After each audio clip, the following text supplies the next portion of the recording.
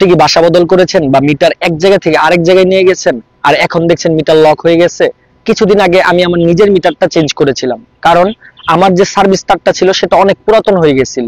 এই জন্য আমার মিটারটা চেঞ্জ করতে হয়েছে। আমি মিটারটা চেঞ্জ করার সময় কি কি সমস্যার সম্মুখীন হয়েছি এবং কিভাবে এটা থেকে সমাধান করলাম, টোটাল বিষয়টাই আপনাদের সাথে শেয়ার করব, যাতে যারা আমার দর্শক আছে তারা ভোগান্তিতে না পড়ে। আমি সবসময় চেষ্টা করি সত্য এবং সঠিক ইনফরমেশনটা দেওয়ার, যাতে আপনারা সহজে বুঝতে পারেন। তো কথা না বাড়িয়ে মূল ভিডিও শুরু করা যায়। এক নম্বর হচ্ছে প্রিপেড মিটার কেন লক হয়। প্রিপেড মিটার মূলত একটি নির্দিষ্ট আইডি, লোকেশন বা জোনে রেজিস্টার করা থাকে। আপনি যখন মিটারটা খুলে অন্য জায়গায় বসান বা অন্য ঘরে বসান, তখন মিটারটা বুঝতে পারে এটি একটি অপরিচিত লোকেশন।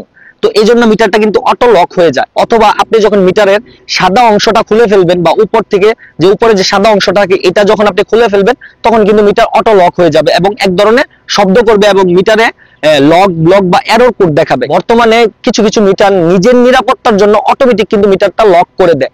আগে যেরকম মানুষ মিটার চুরি করে নিয়ে ব্যবহার করতে পারত, এখন কিন্তু সেই সিস্টেমটা নাই। এখন কিন্তু প্রিপেড মিটার যখনই খুলবেন তখনই কিন্তু মিটারটা লক হয়ে যাবে। দুই নাম্বার, এখন আপনি যা করতে পারেন, মিটার যখন আপনার লক হয়ে যাবে তখন আপনি দেখবেন মিটারে কি লেখা আসছে, সেখানে লক এরর বা ব্লক কিছু দেখা যাচ্ছে কিনা।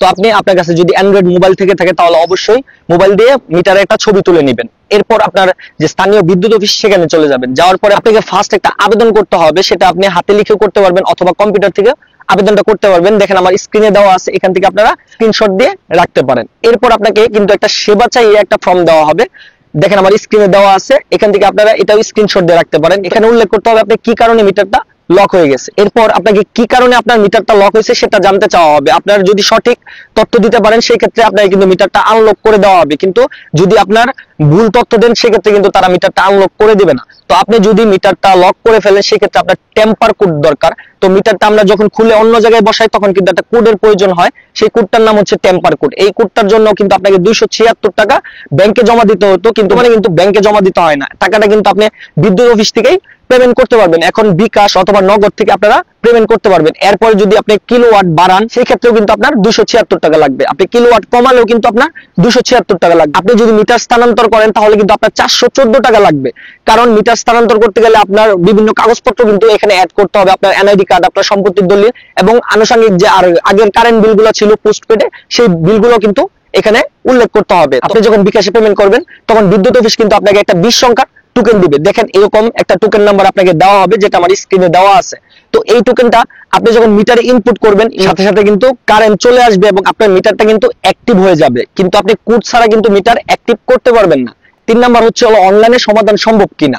বেশিরভাগ ক্ষেত্রে অনলাইনে সমাধান সম্ভব হয় না, কিন্তু অনেক ক্ষেত্রে এখন অ্যাপ বা মোবাইল অ্যাপের মাধ্যমে আপনি ডিপিডিসি বা ডেস্কোতে আপনি অ্যাপ্লাই করতে পারবেন, কিন্তু বিপিডিপিতে এই সুবিধা নেই। আপনার ফিজিক্যালি কিন্তু আপনার এই টোকেনটা অফিস থেকে নিয়ে আসতে হবে। নিজে নিজে মিটার সরাতে যাবেন না বা খুলতে যাবেন না, তাহলে মিটার কিন্তু স্থায়ী ব্লক হয়ে যেতে পারে।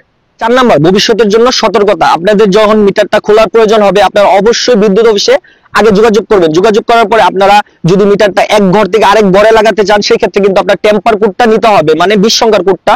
এই কোডটা দেখেন আমার স্ক্রিনে দেওয়া আছে, এরকম একটা কাগজ কিন্তু আপনারা আগে কিন্তু বিদ্যুৎ অফিস থেকে নিয়ে আসতে পারেন। নিয়ে আসলে কি হবে, আপনার মিটারটা খুলে যখন আরেক জায়গায় বসাবেন তখন কিন্তু আপনার মিটারের সাথে কিন্তু আপনার মিটারটা অ্যাক্টিভ হয়ে যাবে এবং আপনার কিন্তু কারেন্ট চলে আসবে। প্রিপেড মিটার ব্যবহার সহজ, কিন্তু কিছু নিয়ম না জানলে ভোগান্তি বাড়ে। আপনার যদি এরকম কোনো অভিজ্ঞতা থাকে তাহলে অবশ্যই কমেন্টে জানাবেন এবং আমরা সবাইকে সাহায্য করব। যদি ভিডিওটি ভালো লাগে অবশ্যই লাইক দিবেন এবং আমাদের চ্যানেল এসআরএস টেককে সাবস্ক্রাইব করতে ভুলবেন না। দেখা হচ্ছে পরবর্তী কোনো ভিডিওতে। সবাই ভালো থাকবেন, সুস্থ থাকবেন। আল্লাহ হাফেজ।